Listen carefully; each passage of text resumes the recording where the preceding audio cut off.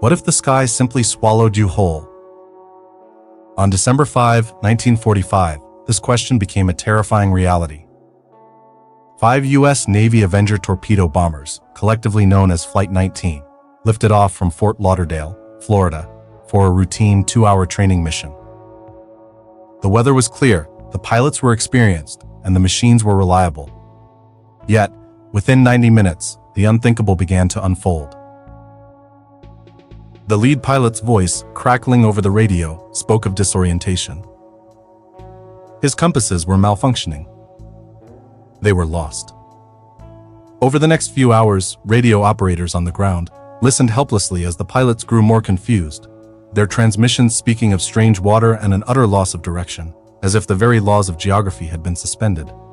Then, silence.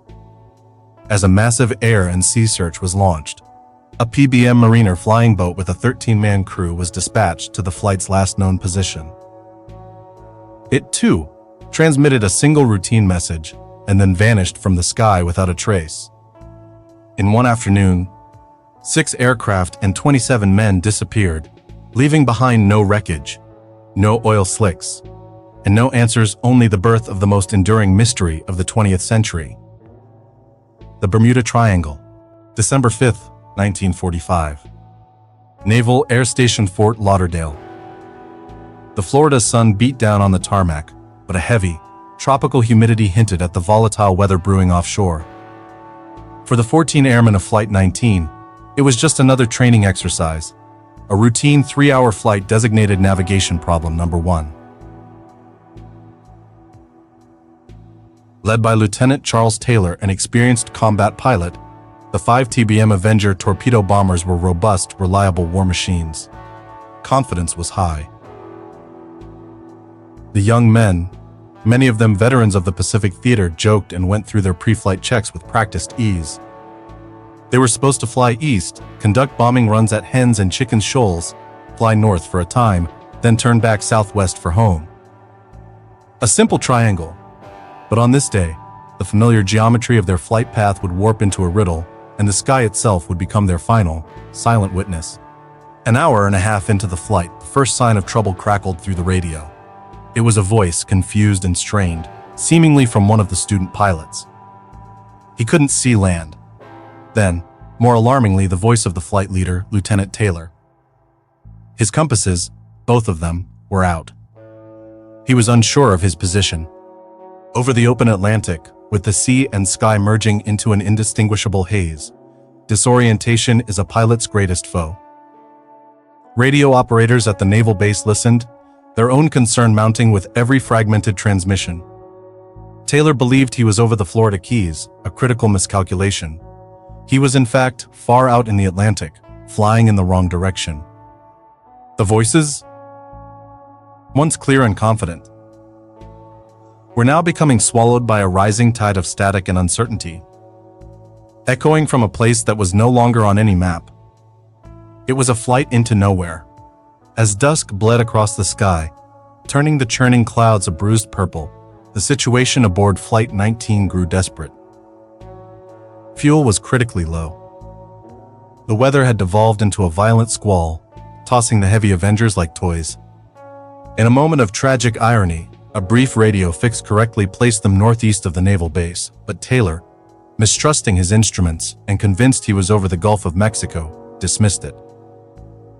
"We'll fly east until we hit the coast," he transmitted, a decision that sealed their fate, taking them deeper into the vast, unforgiving Atlantic. The last garbled message was heard around 7:04 p.m. One pilot was heard saying, "It looks like we are entering white water. We're completely lost." Then, silence. The 5 aircraft, with their 14 crewmen, simply flew past the edge of the world, beyond the reach of radio, and into the heart of a legend. They had reached the vanishing point. On the ground, a massive search and rescue operation scrambled into action. At 7:27 p.m., a PBM-5 Mariner flying boat, call sign Training 49, lifted off from Naval Air Station Banana River. The giant aircraft, carrying a crew of 13 men, was a flying gas tank, designed for long-range patrols.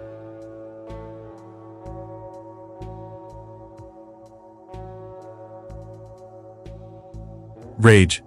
It was the perfect vessel for the search, but it was also notoriously volatile, earning the nickname the Flying Bomb due to its gas vapors. The Mariner headed toward Flight 19's last known position, flying directly into the same ferocious storm that had consumed the Avengers. At 7:50 p.m., the ship SS Gaines Mills, sailing through the tempest, reported a spectacular sight. A brilliant flash in the night sky, an explosion that lit the clouds from within, followed by a column of fire falling towards the sea. After that, the Mariner, training 49, also fell silent. The rescuer had met the same fate as the Lost. The dawn of December 6th revealed a sea of eerie calm. The storm had passed, leaving behind a sky of pale gray and an ocean as smooth as glass.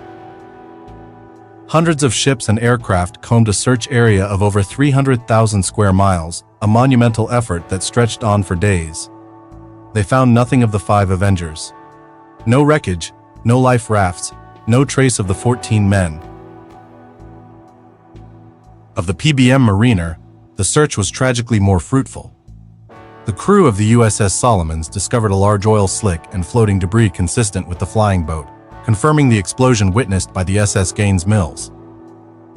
But of the 13 men aboard, there was no sign. The official Navy report concluded the cause was unknown.